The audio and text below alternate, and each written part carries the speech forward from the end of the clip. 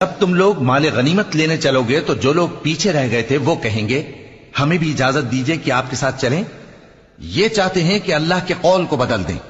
कह दो कि तुम हरगिज हमारे साथ नहीं चल सकते, इसी तरह अल्लाह ने पहले से फरमा दिया है। फिर कहेंगे, नहीं, तुम तो हमसे हसद करते हो। बात यह है कि ये लोग समझते ही नहीं मगर बहुत कम। ए नबी, जो गंवार पीछे रह गए थे उनसे कह दो कि तुम जल्द एक सख्त जंगजू कौम के साथ जंग के लिए बुलाए जाओगे।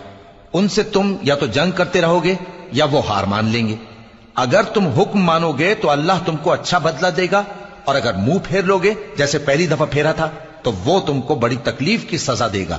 न तो अंधे पर सख्ती है सफर जंग से पीछे रह जाने में, और न लंगड़े पर और न बीमार पर सख्ती है।